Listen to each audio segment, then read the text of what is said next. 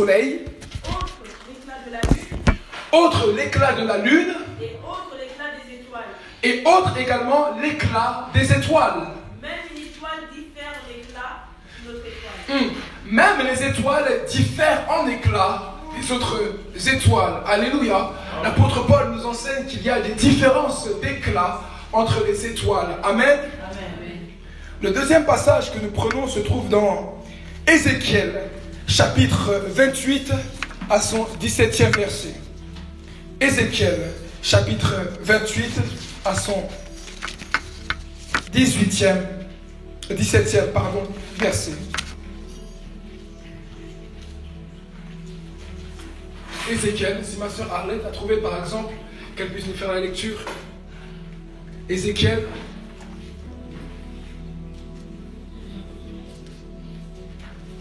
chapitre 28, verset 17.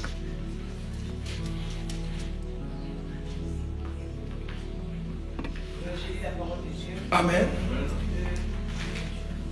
Ton cœur s'est élevé à cause de ta bonté, Ton cœur s'est élevé à cause de ta beauté et tu as corrompu ta sagesse à cause de ta splendeur.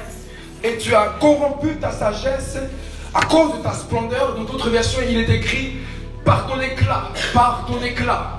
Je te jette par terre, Je te jette par terre je te livre en spectacle au roi.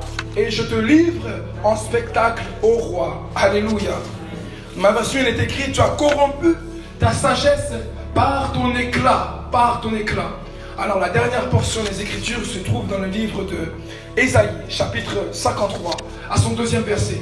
Ésaïe, chapitre 53, à son 2e verset. Si ma soeur Grâce a trouvé qu'elle puisse nous faire la lecture.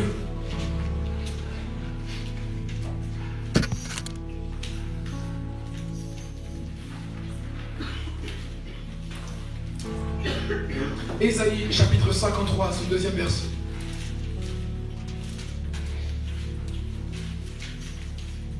Ésaïe 53, verset 2, j'ai lu la parole de Dieu. Amen.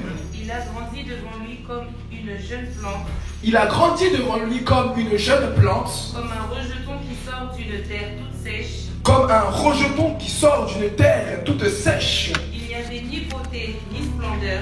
Il n'avait ni beauté ni splendeur. Dans ma version, il est écrit éclat, ni éclat. Splendeur, propre à attirer nos regards. Propre à attirer nos regards. Et son aspect n'avait rien pour nous plaire. Et son aspect n'avait rien pour nous plaire. Et son aspect n'avait rien pour nous plaire. Dis à ton voisin, épiphanéa. Épiphanéa.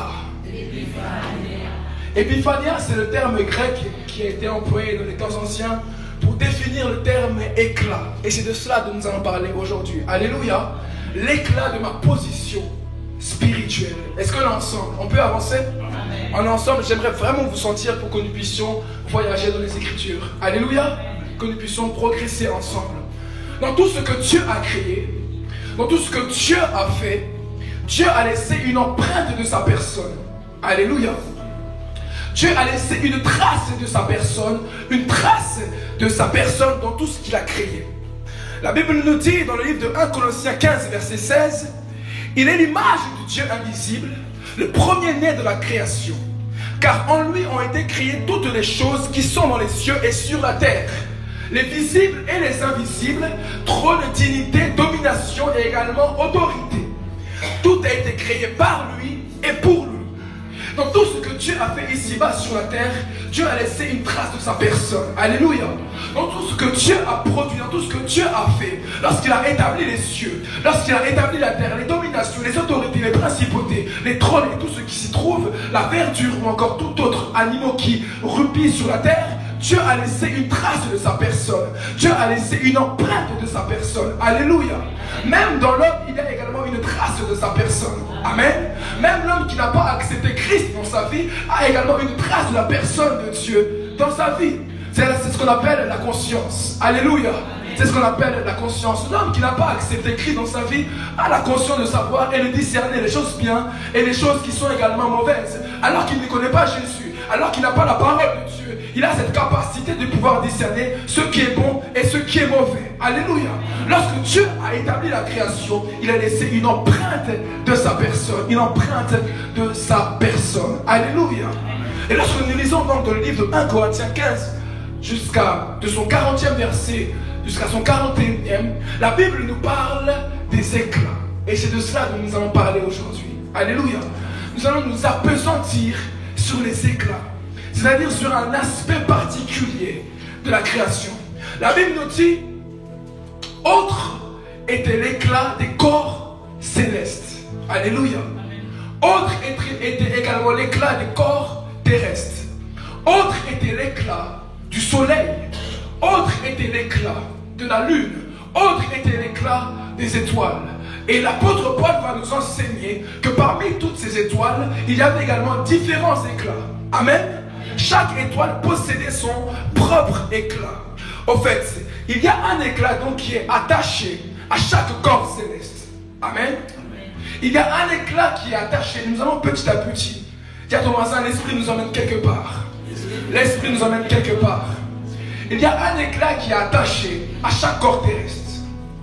Un éclat qui est attaché à chaque corps céleste, au soleil, à la lune et également aux étoiles. C'est-à-dire que là où toi tu te trouves, Dieu a également déposé un éclat dans ta vie. Amen. Est-ce que je parle à quelqu'un? Là où toi tu es, tu as également un éclat qui est attaché à ta propre vie. Voici une chose. La Bible nous enseigne que Dieu est lumière, n'est-ce pas? La Bible nous décrit Dieu comme étant lumière.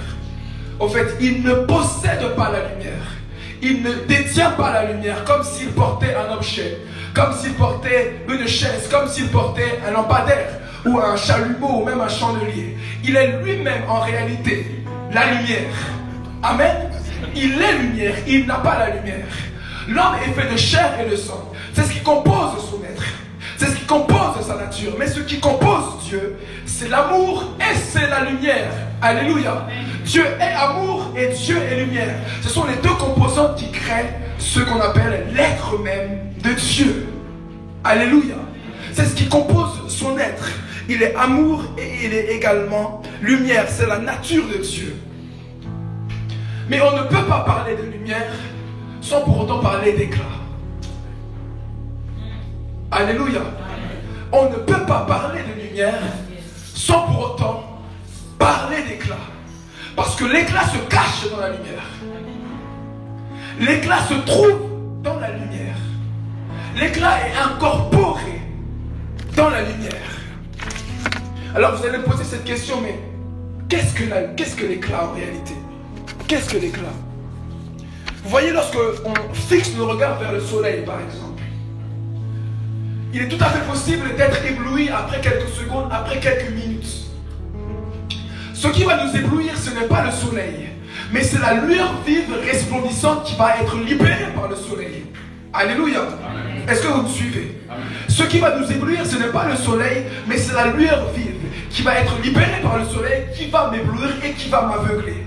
L'éclat, c'est ça. L'éclat, c'est le niveau de clarté qui se dégage, qui se libère de la lumière. Alléluia. C'est le niveau de puissance qui se libère de la lumière. Amen. Et de la même façon que Dieu est fait, la Bible nous dit qu'il est lumière, ça veut dire qu'il est également éclat. Lorsqu'il parle, lorsqu'il est, il y a également un éclat qui se libère de lui. Alléluia. Il y a également un éclat qui est attaché à sa vie et qui se libère. Raison pour laquelle la Bible nous dit dans le livre d'Apocalypse que lorsque nous serons dans la Nouvelle Jérusalem, j'aimerais te voir dans la Nouvelle Jérusalem. Alléluia. J'espère que nous allons nous voir dans la Nouvelle Jérusalem. Dans la Nouvelle Jérusalem, il n'y aura pas de soleil. Dans la Nouvelle Jérusalem, il n'y aura pas de lampadaire. Dans la Nouvelle Jérusalem, il n'y aura pas de lampe, mais il y aura simplement Jésus-Christ qui va nous éclairer par son éclat. Alléluia. Jésus-Christ qui va nous éclairer par sa lumière resplendissante. Parce qu'il est lui-même le soleil de justice. Alléluia. Est-ce que vous êtes avec moi? Mais la Bible nous déclare aussi que toi également tu es lumière. Est-ce qu'on peut monter? Amen. Alléluia.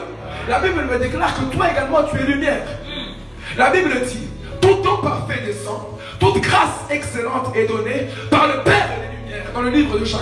Alléluia. Le Père est de lumière. Parce que ton esprit également est lumière. Alléluia. Ton esprit également est lumière parce qu'il vient lui-même de Dieu. Alors si Dieu est lumière, et si nous également qui avons été créés à son image, à sa ressemblance, nous sommes également lumière, ça veut dire également qu'un éclat est attaché à notre vie. Amen. Ça veut dire qu'un éclat est également attaché à notre vie. Mais spirituellement, c'est quoi l'éclat? On l'a vu, on a défini les choses naturellement. Spirituellement, c'est quoi l'éclat? Spirituellement, l'éclat représente la position en esprit que Dieu nous donne. Amen. Spirituellement, l'éclat représente la position en esprit que Dieu nous donne. Autrement dit, plus l'éclat attaché à ta vie prend de l'ampleur, s'accroît, plus l'éclat qui est attaché à ta vie se développe, plus ton autorité spirituelle aussi va s'affermir et se fortifier dans le royaume. Amen. Alléluia. Là, nous parlons des choses spirituelles vraiment très profondes. Plus l'éclat qui est attaché à ta vie prend de l'ampleur, plus l'éclat qui est attaché à ta vie s'accroît, se développe, alors plus ton autorité spirituelle également s'affermit, plus ton autorité spirituelle se fortifie et s'établit. Alléluia. Vous savez, nous pouvons avoir différentes ampoules, nous pouvons avoir différentes lampes, mais toutes les lampes ne vont pas éclairer de la même manière. Est-ce que je peux parler? Amen. Toutes les lampes ne vont pas éclairer de la même manière. Pourquoi? Parce que c'est le kilowatt qui va différer. C'est la puissance qui va se libérer de la lumière qui va différer ces différentes ampoules. Alléluia. Et il en est de même également pour nos esprits. Chaque esprit est comme alimenté par des kilowatts qui leur donnent d'avoir un éclat dans le monde des esprits. Alléluia. Et cet éclat-là te donne une position spirituelle. Est-ce qu'on peut avancer? Cet éclat te donne une position spirituelle qui te donne d'avoir une autorité lorsque tu parles aux esprits. Amen. Amen. Qui te donne d'avoir une autorité lorsque tu parles aux esprits. Et aujourd'hui, nous allons parler à des esprits. Amen. Aujourd'hui, nous allons chasser les esprits. Dans le ciel, dans le haut-là, dans l'éternité de Dieu, la Bible nous parle qu'il y avait un chérubin qui était oint. Alléluia. La Bible nous parle d'un chérubin qui était oint, que Dieu affectionnait particulièrement, que Dieu aimait, que Dieu affectionnait. Assurément, ce chérubin-là était sûrement l'un des plus proches de Dieu. Il était chargé de la louange et de l'adoration. La Bible nous enseigne que lorsqu'il a été créé, lorsqu'il a été formé, Dieu a déposé en lui les luttes, les tambourins et tout autre instrument de musique à l'intérieur de lui pour le service auquel il avait été appelé et mandaté. Alléluia. Il a déposé en lui les luttes et les tambourins. Là, j'aimerais dire à une personne que lorsque Dieu t'appelle, lorsque Dieu te mandate pour une mission particulière, lorsque Dieu t'appelle pour un mandat particulier, il dépose en toi les capacités qui vont te permettre de pouvoir accomplir cette mission. Amen. Les choses ne seront pas autour de toi, mais les choses seront en toi. Il sera simplement à toi de pouvoir manifester ces choses pour accomplir cette mission. Alléluia. Donc, ces chérubins-là avaient les instruments en lui. Ce chérubin-là avait les luttes, avait les tambourins, avait les flûtes, tous les instruments qui pouvaient permettre à l'adoration et à la louange de Dieu. Il était l'un des premiers lorsqu'il s'agissait d'adorer Dieu. Il était en première position lorsqu'il s'agissait de glorifier le nom de Dieu. Il était en première position lorsqu'il s'agissait de magnifier, d'exalter, de glorifier le nom de Dieu. Lorsque les 24 vieillards et les 4 êtres vivants se rassemblent autour du trône de la grâce pour déclarer la sainteté du Père, pour déclarer la sainteté du Fils, pour déclarer la sainteté du Saint-Esprit. Ce chérubin-là était également présent avec ses luttes, avec ses tambourins, avec son piano, avec sa harpe, pour jouer, pour adorer, pour louer, parce qu'il était dédié à ce service. Alléluia. Et la Bible nous dit que Dieu siège au milieu de la louange et de l'adoration. C'est pour vous dire quel rôle stratégique ce chérubin avait, quelle position idéale ce chérubin avait. Alléluia. Il avait une position vraiment très élevée. C'est pourquoi la Bible également l'appelle dans Ésaïe 14, verset 12, qu'il était l'astre brillant. Est-ce qu'on peut lire ce passage, s'il vous plaît, les bien-aimés? Est-ce qu'on peut lire Ésaïe 14, verset 12? Ésaïe 14, verset 12. L'Esprit nous ramène quelque part. Ésaïe 14. Ésaïe 14, verset 12, la Bible nous dit.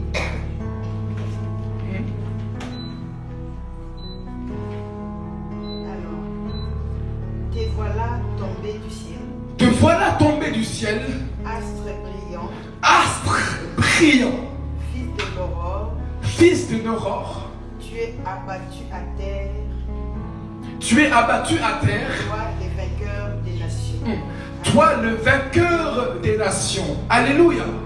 Ici, il est question en réalité de Lucifer. La Bible décrit dans la version Parole de vie comme étant l'étoile brillante du matin. Dans l'éternité passée, Lucifer était décrit comme l'étoile brillante du matin. C'est pour vous dire quelle position ce chérubin-là avait dans l'éternité passée avant d'être déchu. Alléluia. Il avait une place prépondérante, une place cruciale, une place importante auprès de Dieu. Et son nom désigne même porteur de lumière. Alléluia. Le nom Lucifer définit porteur de lumière. Lucifer également avait son propre éclat. Alléluia. Lucifer également était équipé de son propre éclat. Parce que dans tout ce que Dieu fait, Dieu laisse également une trace de sa nature. Dieu laisse une trace, une dimension de sa nature dans tout ce qu'il a créé. La création porte la dimension de la nature de Dieu. Alléluia. Et donc chaque corps céleste porte également sa nature. C'est-à-dire que les anges également portent également l'éclat de Dieu. Alléluia. Et cet ange-là, ce chérubin oint avait également un éclat. Raison pour laquelle la Bible nous dit lorsqu'il va se corrompre, que tu as corrompu ta sagesse par ton éclat. Tu as corrompu ta sagesse par ton éclat. Tu t'es élevé à cause de ta bonté. Tu as corrompu ta sagesse par ton éclat. Raison pour laquelle je vais te jeter à terre. En réalité, l'éclat dont il est question, lorsque nous lisons, nous allons au-delà du logos pour pénétrer dans le réma, il est question d'une position. Tu as corrompu ta sagesse à cause de l'orgueil par la position que tu avais auprès de moi. Alléluia. Est-ce qu'on peut avancer? Est-ce qu'on peut avancer? Raison pour laquelle, lorsque tu es proche de Dieu, fais attention. Reste humble. Parce qu'il est possible de servir Dieu dans le sacerdoce tout en étant éloigné de lui. Il est possible d'être dans l'autel, il est possible d'être dans le tabernacle, en train de servir comme sacrificateur, sans connaître le Dieu que nous sommes en train de servir. La Bible nous parle dans Lévitique 10, verset 10, des fils d'Aaron, Nadab et Abihu. Alors qu'ils étaient en train de ramener le feu pour pouvoir brûler l'autel sur l'Holocauste, la Bible nous dit qu'un feu est sorti afin de pouvoir avaler le feu étranger qu'ils étaient en train de ramener. Il est possible de servir Dieu sans pour autant marcher avec Dieu. Alléluia. C'est pourquoi la Bible nous dit dans les temps de la fin que plusieurs serviteurs s'approcheront de lui et lui diront: Seigneur, Seigneur, nous t'avons servi. Seigneur, Seigneur, nous avons libéré des captifs. Seigneur, Seigneur, nous avons chassé des démons. Seigneur, Seigneur, nous avons guéri des malades. Mais Jésus leur dira: je ne vous connais pas, serviteurs d'iniquité. Éloignez-vous de moi. Éloignez-vous de moi. C'est pourquoi faisons très attention lorsque nous marchons à côté de Dieu. Car il est possible de poser l'arche de l'alliance sur des bœufs, comme Uza. Alléluia. Marchons dans la crainte. Ça ne sera pas ton cas, au nom de Jésus. Ça ne sera pas ton cas, au nom de Jésus. Et donc ce chérubin a corrompu sa sagesse. La sagesse que Dieu lui avait donnée par son éclat. L'éclat, c'est une unité de mesure pour définir la position d'un homme spirituellement. Alléluia. L'éclat, c'est comme une unité de mesure afin de définir la position d'un homme spirituellement. Et c'est une position élevée que Lucifer avait avant d'être jeté sur la terre comme le serpent ancien. Comme le serpent ancien. Dieu nous a tellement aimés. Dieu aime l'homme. Alléluia. Dieu n'a pas pardonné aux anges, mais à nous, il nous pardonne tous les jours. Dieu nous aime. Alléluia. J'aimerais te rassurer par rapport à ça. Dieu nous aime. Dieu n'a pas accepté. Dieu n'a pas dédaigné recevoir cet ange. Il l'a rejeté après une seule faute qu'il a commise. Mais nous péchons jour après jour, jour après jour. Dieu nous pardonne par son amour. Réalisez combien Dieu nous aime. Ces anges qui sont presque à son image. Dieu nous aime, bien-aimés. Alléluia. La Bible nous parle également d'un autre homme dans les Écritures. La Bible nous parle également d'un autre homme qui avait une position. Un autre homme qui était également équipé. Un autre homme qui également occupait un rang élevé, spirituellement parlant. Un homme qui, à cause de son amour, à cause de son humilité, à cause de son obéissance, n'a pas tenu compte de son rang, n'a pas tenu compte de sa position. Voici ce que les Écritures nous rapportent. Ésaïe 53, verset numéro 2. Il s'est élevé comme une faible plante. Alléluia. Est-ce qu'on est ensemble? Balancez un peu vos mains. Salut la présence du Saint-Esprit. Salut la présence du Saint-Esprit. On peut avancer? Amen. On peut avancer? Donne-moi un bon amen, s'il te plaît. Donne-moi un bon amen. Un amen de feu. Un amen de feu. Un amen qui descend du ciel. Amen. Comme un rejeton qui sort d'une terre desséchée, la Bible nous dit que Jésus-Christ de Nazareth, Yeshua Hamashia, le Messie, n'avait ni beauté ni éclat. Alléluia. Pour attirer nos regards. Et son aspect n'avait rien pour nous plaire. Je veux prêcher la parole. Amen. Il n'avait ni beauté ni éclat. C'est-à-dire, lorsque Jésus s'est manifesté dans la chair, lorsque Yeshua Mashiach a pénétré dans la dimension humaine, il s'est dépossédé de sa beauté, il s'est dépossédé de son éclat, il s'est dépossédé de sa position spirituelle qu'il avait, afin de te donner à toi une nouvelle position. Alléluia. Lui qui était élevé, lui qui avait un rang élevé dans les lieux très hauts, il a laissé l'éclat qu'il avait, alors que l'éclat qu'il a est le plus grand du royaume. Alléluia.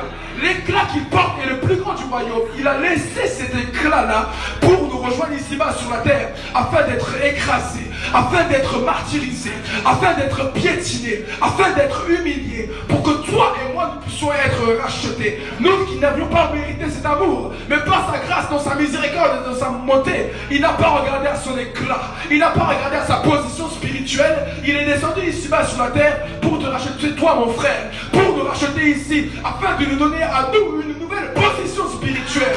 C'est pourquoi la Bible déclare que l'Esprit de Dieu atteste à nos esprits que maintenant nous sommes devenus enfants de Dieu. Écoutez, nous sommes tous des créatures de Dieu, mais nous ne sommes pas tous enfants de Dieu. Amen.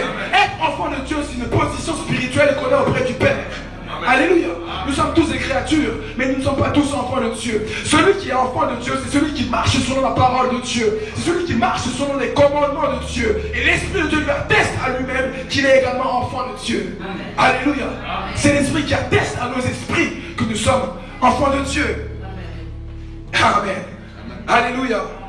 Jésus-Christ, donc Yeshua Mashiach, s'est dépossédé de sa beauté et de son éclat.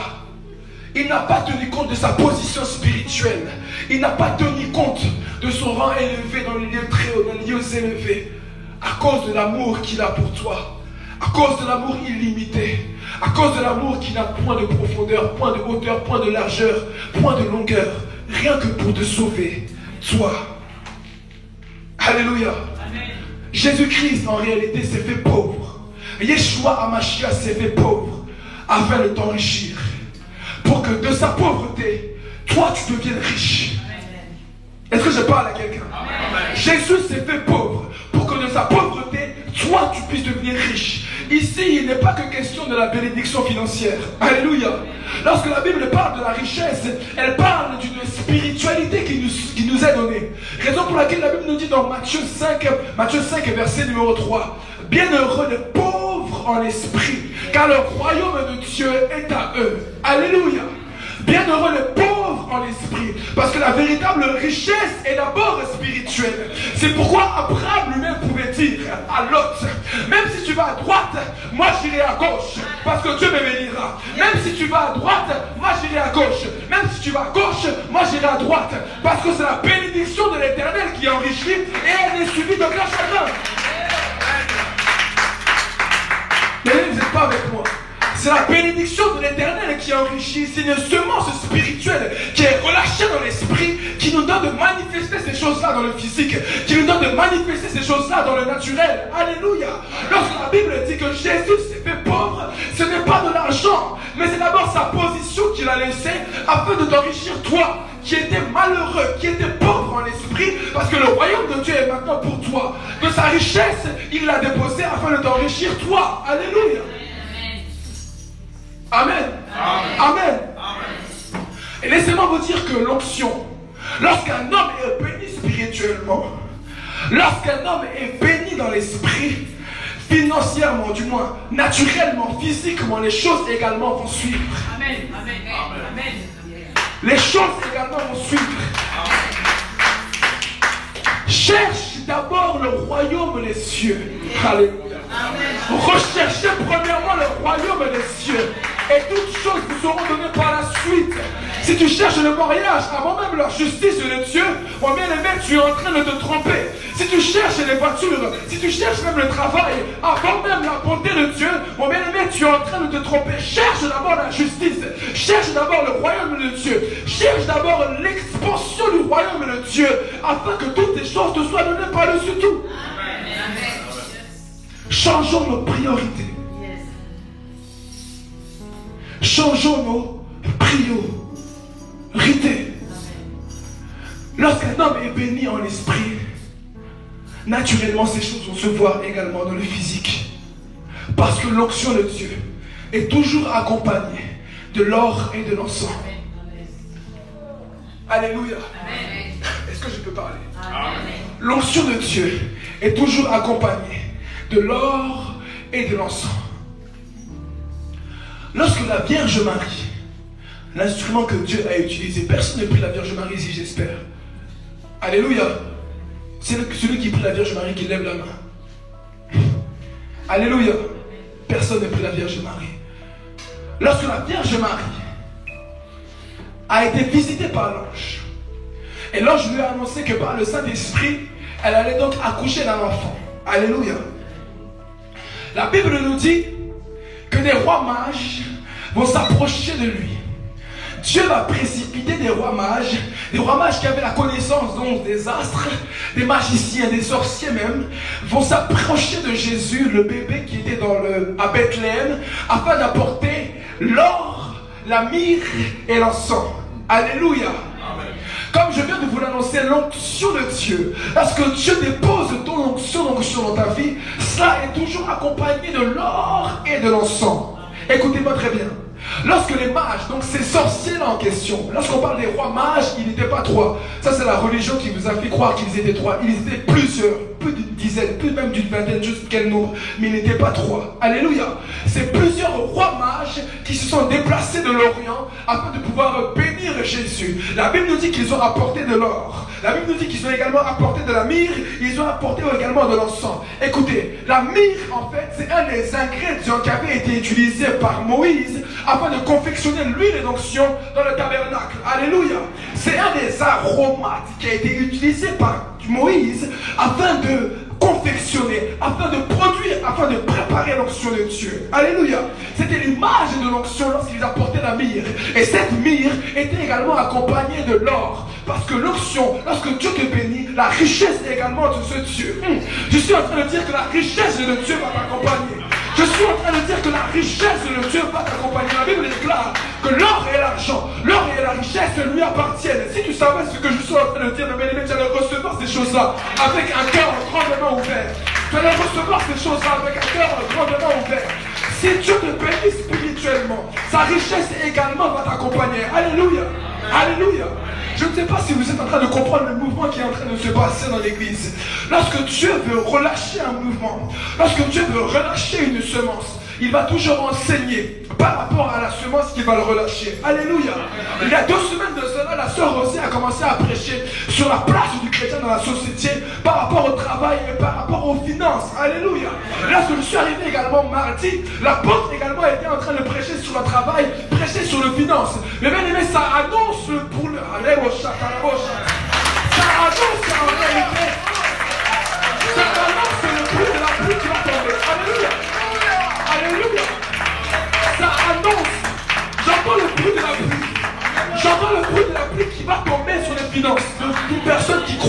d'une personne qui va recevoir. Quand Dieu veut relâcher une saison, il enseigne par rapport à cette saison, afin que ses enfants puissent également pénétrer dans cette saison avec l'équipement de son enseignement. Alléluia. Pour ne pas baloter à tout voir les doctrines, pour rester enraciné dans la parole, pour rester assis dans la parole. Alléluia. Amen. Amen. Amen. Amen. Il n'avait ni beauté, ni éclat. Et l'encens également, c'est le parfum. L'encens, c'est le parfum. Toute personne que Dieu va oindre, et lorsque la richesse va également accompagner cet homme, le parfum également va se libérer de cet homme. C'est-à-dire, tu vas laisser les traces partout là où tu vas passer. Amen. Alléluia. Les gens se souviendront de toi. Là où tu passeras, tu laisseras également des traces. La Bible nous dit que lorsque l'onction était tombée sur le sacrificateur, elle devait passer sur le lobe droit, ensuite sur la main droite, sur le point de sa robe jusqu'à l'orteil droit, afin de laisser des traces partout là où il devait passer, pour qu'on se souvienne que le Dieu de cet homme est un véritable Dieu. Alléluia. Là où tu passeras, je décrète et je prophétise que tu laisseras des traces. On se souviendra de toi. On se souviendra de toi. Non pas à cause de ton nom, mais à cause de l'Éternel désormais qui marchera avec toi. La Bible dit, si Dieu est avec nous, qui sera contre nous? Si Dieu est avec nous, qui sera contre toi? Si Dieu est avec toi, qui sera contre toi? Rentre dans ta saison. Le mois d'avril, c'est le mois de Nissan. Le prophète Jonathan nous a parlé hier. Le frère Jonathan nous a parlé hier. Le mois d'avril, c'est le premier mois de l'année, c'est les prémices. Dieu va préparer quelque chose si tu es sensible à son esprit. Alléluia. Si tu es sensible à son esprit, Dieu est en train de faire quelque chose. J'aimerais qu'on puisse prendre maintenant 2 Thessaloniciens 2 verset 8. 2 Thessaloniciens 2 verset 8. Est-ce que ça rentre? Amen. Alléluia. 2 Thessaloniciens 2 verset 8, s'il vous plaît, bien aimé.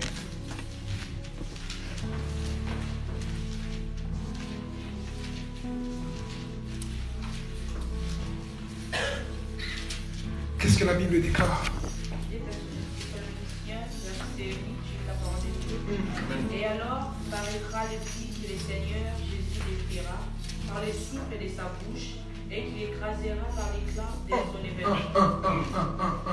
Est-ce que tu peux reprendre tout doucement, s'il te plaît? Et alors paraîtra l'épée que le Seigneur... Et alors paraîtra l'impie. Que le Seigneur Jésus détruira. Que le Seigneur Jésus va détruire. Par le souffle de sa bouche. Par le souffle de sa bouche. Et qu'il écrasera. Et qu'il écrasera. Par quoi? Par l'éclat de son avènement. Alléluia, c'est ce qui est écrit. Hein?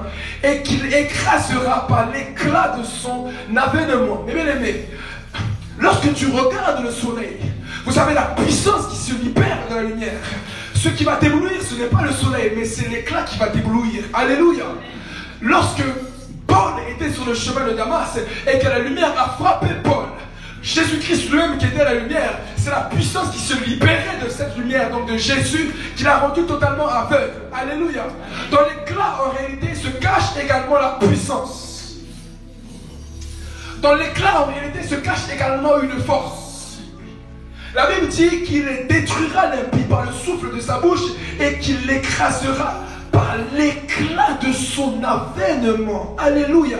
Plus ton éclat prend de l'ampleur, plus ton éclat, je parle spirituellement de cette position, grandit, prend de la hauteur, alors ton autorité s'affermit et les esprits t'obéissent. Alléluia. Lorsque tu chasses les esprits, en un seul mot, les esprits partent et quittent les corps. Alléluia. Raison pour laquelle les prières de Jésus n'étaient pas multiples. Il parlait simplement et les choses se faisaient. Alléluia. Et je prie que toi aussi tu puisses rentrer dans cette dimension.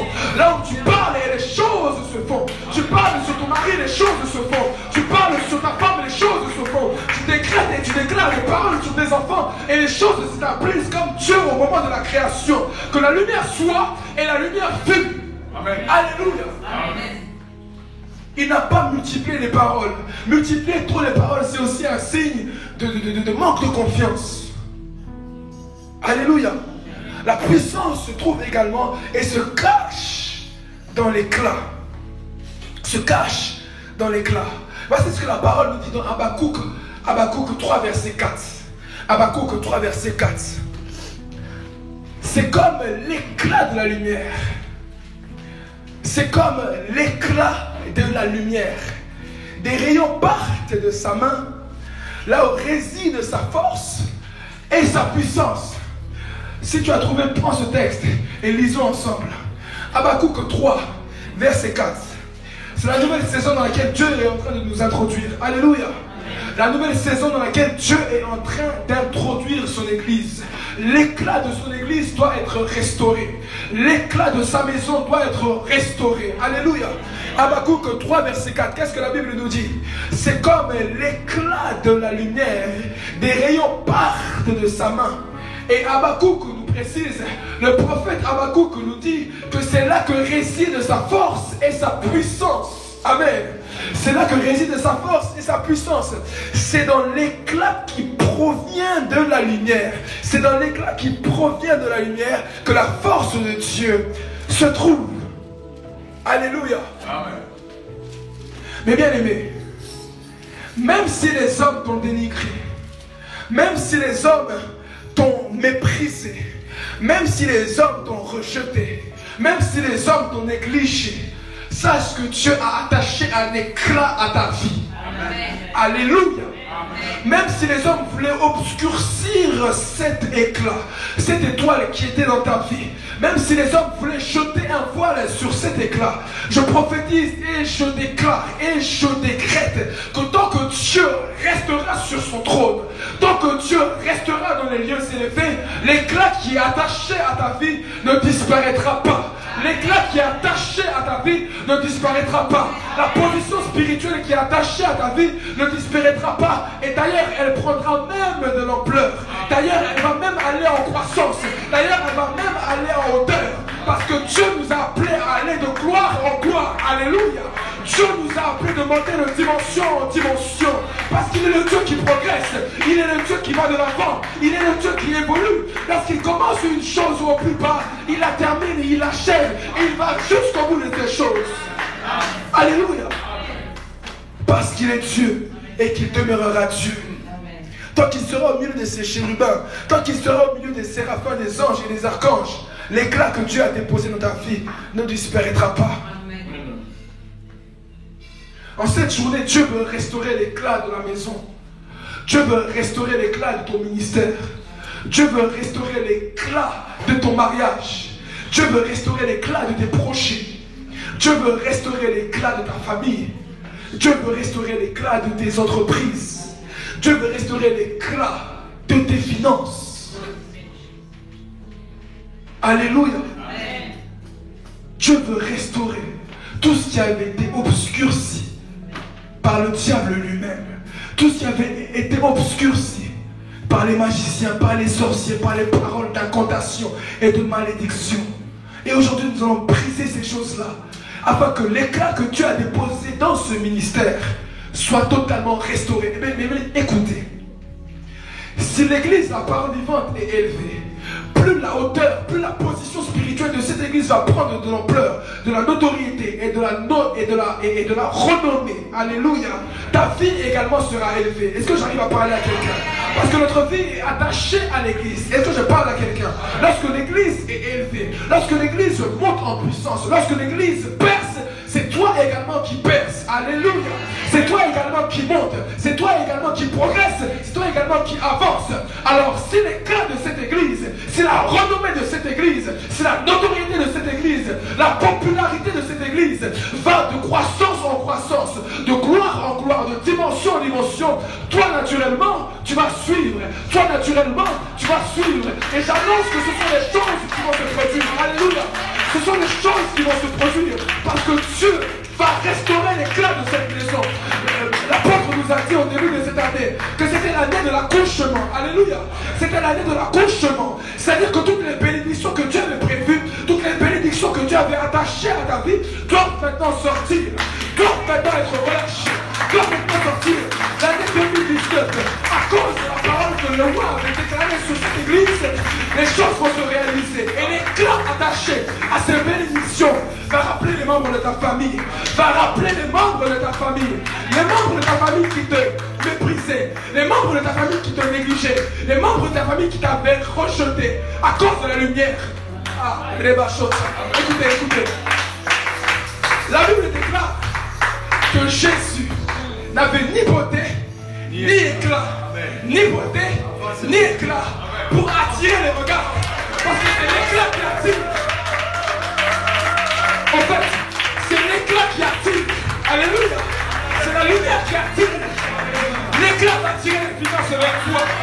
Ah, lorsque je suis dans les ténèbres, lorsque je suis dans les ténèbres, et quand je vois une petite lumière, je suis attiré. Je suis attiré. Je suis attiré. Et l'éclat que Dieu a déposé dans ta vie va attirer les finances vers toi. Va attirer le mariage vers toi, mon frère. Va attirer les finances vers toi. Va attirer la joie vers toi. Va attirer la paix vers toi. Va attirer la beauté de Dieu vers toi. Va attirer la richesse. La richesse. La richesse. La richesse vers toi. Il n'avait ni beauté ni éclat pour attirer les regards. Parce que c'est l'éclat qui attire. C'est l'éclat qui attire. Lève-nous et commençons à prier. Dieu va faire quelque chose de spécial. Dieu veut relâcher une semence particulière. Dieu veut relâcher une semence particulière. Après cette parole, mon bien-aimé, s'il te plaît, tiens compte de ta vie. Tiens compte de ta vie. Tiens compte de ta vie. Robo shabraba zutara manderebo shata. Rebabo sekerebo shata. Tu vas commencer d'abord par briser.